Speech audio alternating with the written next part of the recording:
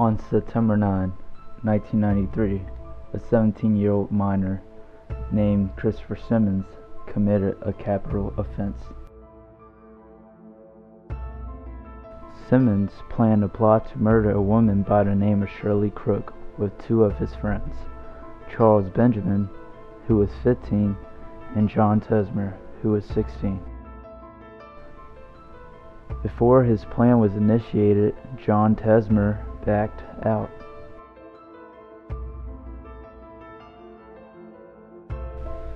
Simmons and his accomplice, Charles Benjamin, broke into the house of the defenseless Shirley Crook, tied and duct taped her.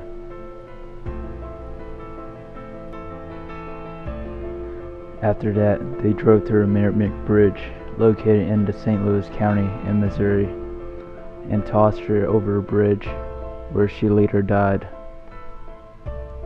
Two fishermen found the body of Shirley Crook 2 days after the killing. Simmons was arrested during the arrival to school. He was charged with burglary, kidnapping, and first-degree murder. Since the crimes were so heinous, people considered the death penalty to be the solution of justice. However, Christopher Simmons was only a minor when he committed the crime.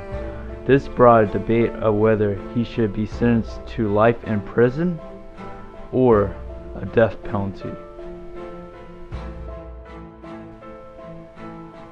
The controversial debate brought its way to the Supreme Court.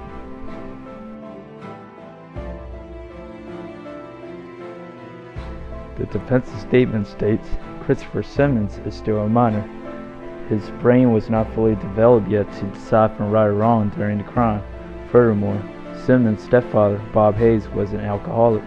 Hayes was abusive both physically and mentally. Example, Bob Hayes tied Christopher Simmons to a tree so that he would not have to supervise while fishing. Simmons was exposed to alcohol at an extremely early age. His maternal aunt saw him being served alcohol at his mother's wedding. According to Dr. Smith, given the environment in which Simmons was raised, Christopher was predisposed to developing psychiatric illness. Therefore, Christopher Simmons should not face the death penalty. Prosecutor's statement states, the age should not be held the important factor.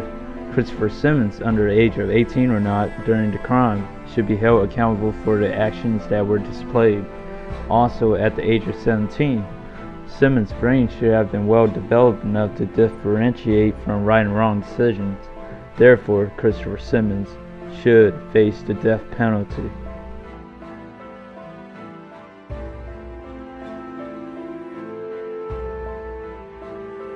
By a vote of 5-4, the U.S. Supreme Court on March 1, 2005 held that the 8th and 14th Amendments forbid the execution of offenders who were under the age of 18 when their crimes were committed.